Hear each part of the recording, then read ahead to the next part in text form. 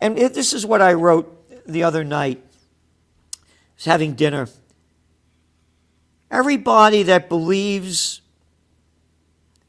their God and religion should stand up for their fight for peace or succumb to Satan. That's profound. No one's talking about peace. No one talks about peace. All they're talking about is sending more weapons to Ukraine. They're bragging about, you're killing more people. The war is going to come to an end. You're going to have a winner and a loser. And I'll bet my money on Russia, not because I like them, totally against what they did. You're not going to beat them. All you're going to do is destroy more. How about talking for peace? And you know what happened? Here's the headline. Here's the headline of today's New York Times. Putin calls peace talks dead end because Zelensky will not agree to anything that Russia is asking. Number one, can't join NATO. Number two, you got to be neutral. Number three, the Donbass region is a separatist region. This is mostly Russian people, Russian-speaking people. They voted for Yanukovych that the American government overthrew in 2014, and they don't want to be a part of your system. That's it. That's it. And they won't do it. And what is the United States doing? Sending more weapons. And yesterday, your buddy Biden accuses Putin of genocide. Well, genocide is irrelevant here. Genocide is wiping out a race or a religion or a gender. And I condemn what Putin is doing, but this is not genocide. This is a dispute over borders that has been going on for 100 years. And the American public is only getting one side of it, what the media wants them to see, and what Zelensky has become a very popular cultural and political figure in the West. So you're only hearing one side. I don't know that there is a moral side on the Russian side, but I do believe with Colonel McGregor that the more weapons we supply to the Ukraine, the longer this battle will go on. I know. The Russian victory is inevitable, and the more innocent human beings will die. And no one's saying this. Right. There's no one coming out. There's no huge peace movement. There's nothing going on. You know, you're right, Gerald. There is no peace movement, as there almost always was whenever America was involved in a war. Let's face it, this is a proxy war. This could become a hot war if some tank fires its projectiles in the wrong direction. But right now, it's a proxy war, and the administration announced yesterday they're going to be sending more lethal weapons, which is what Zelensky's been asking for. In fact, those weapons are probably on their way as you and I speak.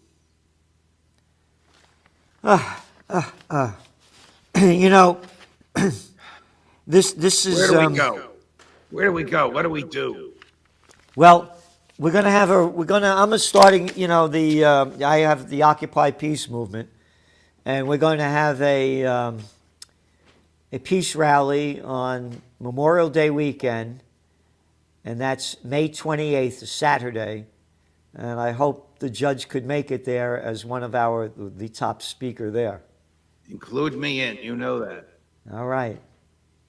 Because we don't unite for peace, we're going to die for war. Again, everybody that believes in their God and religion should stand up for their fight for peace or succumb to Satan. This is Easter. It's the Easter week.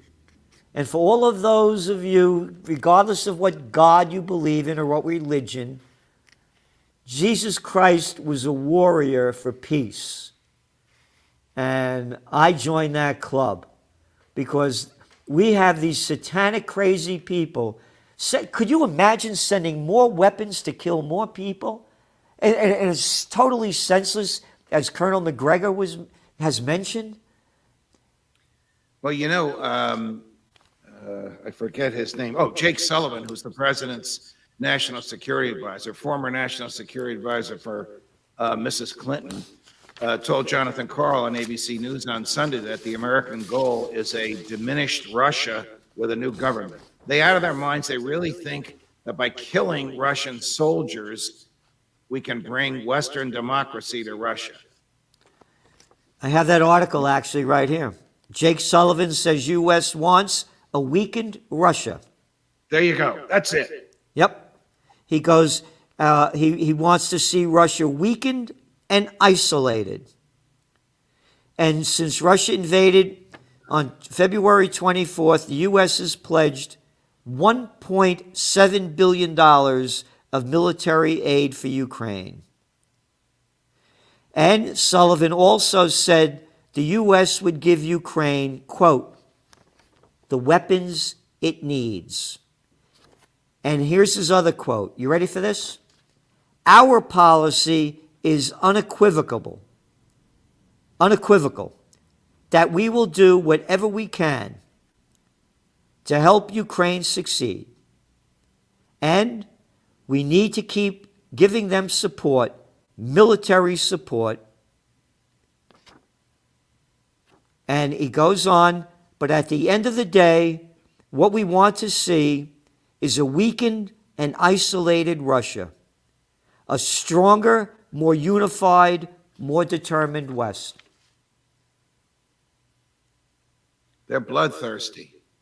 Do you know, when you look at this guy Sullivan and that other arrogant former CIA clown, Ned Price, what is he with the Department of Defense, the spokesperson?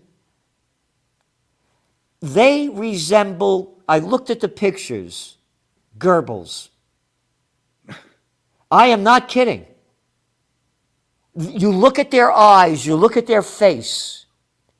It's Goebbels 2022, because only Goebbels would be speaking like this. Who the hell are we, the United West? Our business is not Europe. Our business is America. George Washington warned us in his farewell address. No foreign entanglements. And all of these arrogant people that are saying what we should do. You did a great job in the Korean War. Love the Vietnam War. Boy, your Afghan and 2 Iraq wars, they were beautiful winners. How about Libya? I love Syria. Let's go to Yemen. And now you're going to ignite this when you lost all of those? Well, war is the health of the state. It fortifies the military-industrial complex. It opens up the pocketbooks of taxpayers. It makes the public pliant as long as there's no peace movement. But when there's a peace movement to expose the futility of war, the death and destruction of war, the waste of government resources and assets, the destruction of freedom that war causes, then sometimes the government has to think twice. I mean, LBJ arguably was driven from office. Yep. I'm not saying Nixon was much better with respect to war, but LBJ was driven from office, from the White House, by the peace movement of the late 60s. Yep, and it brought him down. Yes. Yep. Thank you so much, Judge, and Buona Pasqua. Buona Pasqua to you, Gerald. And thank you for all that you do. And again, there's nobody says what Judge Andrew Napolitano says with the judicial background and the knowledge, and he's doing everything he can to bring us freedom, peace, and justice. Thank you.